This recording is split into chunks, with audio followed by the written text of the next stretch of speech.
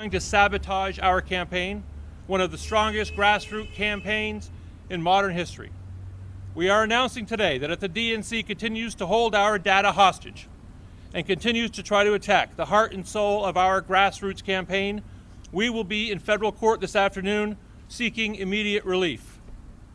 What is required here is a full and independent audit of the DNC's mishandling of this data and its security from the beginning of this campaign to the present, including the incident in October that we alerted them to when we are fairly confident that large amounts of our data were sent to another campaign.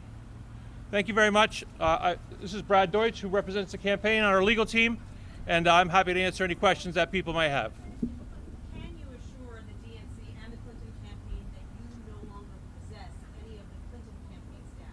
I can tell you that this campaign, in an official capacity, does not possess any data, does not retain any data, doesn't want any of their data. In fact, when their data, due to this October breach, was dumped into a vendor of ours' computer system, we had it isolated, locked up, and we alerted the DNC immediately. We're running a clean campaign. We're going to beat Secretary Clinton and everybody else in this campaign on the issues. We don't need dirty tricks. That's not how we run it here. Which campaign do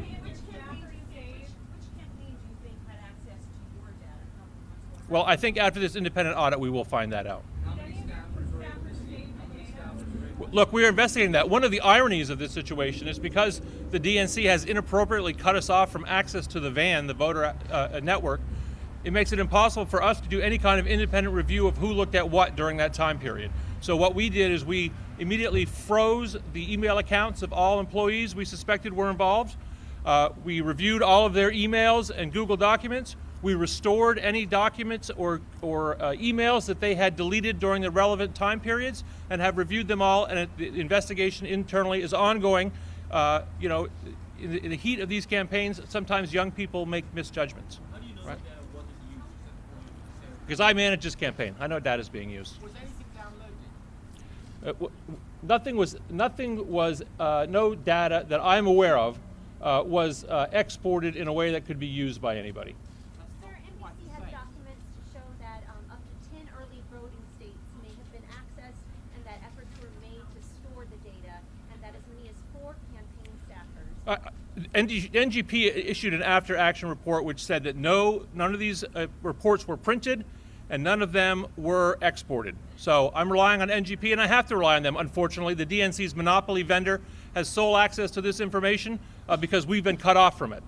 So whatever you're hearing from them, you're getting their side of the story, and has not been verified by us, and that's why we look forward to a full, independent audit of the DNC's handling of data going forward. Practically, how can this inhibit your campaign from getting out the vote in Iowa and New Hampshire? Look, Explain how it this is taking our campaign hostage. We have a grassroots campaign, right? So when we have people come to our campaign headquarters to call volunteers or to call voters to talk to them about Bernie Sanders' campaign to transform America, we can't generate phone numbers to do that. It's impossible to mobilize the kind of grassroots campaign we have without access to that data. And we are, because of the nature of our campaign, peculiarly affected by this type of taking of data hostage by the DNC. does it make it impossible for you to win? It does not make it impossible to win, because I think people across this country, and I think we're beginning to see it now already online, are outraged by this conduct by the DNC, which is clearly a heavy-handed attempt to undermine this campaign. Has the DNC given you any indication how long they plan to freeze your access to their database? To our data. How long they're going to freeze our access to our own data? They have not. And that's why we're going to have to go to federal court if this is not resolved very, very shortly, to vindicate the rights not only of this campaign, but of the millions of people across this country who want change. Go ahead, I'm sorry. Once the was already fired, but it's that many as 4 or 5 have access to this data, or are you going to fire anyone else? Well, as I mentioned, we are doing an internal investigation. Further disciplinary action may come, depending on what we find. But the truth is that our ability to investigate this has been inhibited by our inability to look at the VAN that's been withheld from us. So the DNC is, by their own action, is hindering our ability to do the kind of investigation that they say that they want. Your former staffer says he wasn't trying to collect data on the Clinton campaign. He was just trying to probe the extent of this vulnerability. Is it possible you overreacting and firing? We have very, very high ethical standards in this campaign. right? Bernie Sanders is a different kind of candidate. We're running a campaign to transform America.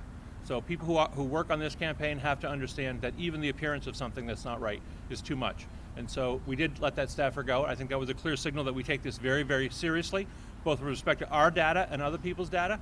We will certainly not use anybody else's data or retain anybody else's data. The DNC is clearly acting in a heavy-handed way, in an unprecedented way. I would like to see another instance where a presidential campaign had their data withheld, their own data withheld under similar circumstances. So, 2 months ago, they suspended, Senator Sanders know about this. excuse me? You said 2 months ago you learned about this? 2 months ago, we found out when we were downloading some of our data that it was dumping a bunch of other campaigns' data along with ours, which clearly indicated that the firewall between the campaigns was ineffective, right? We immediately segregated that information at our vendor, put it in a password-protected file, so that we could document that, in fact, there had been a breach, because we were very concerned that large amounts of our own data was being downloaded, and we contacted the DNC to remedy the situation. They assured us, we run down here to all of you all, we talked to them, and we were assured that this was going to be taken care of.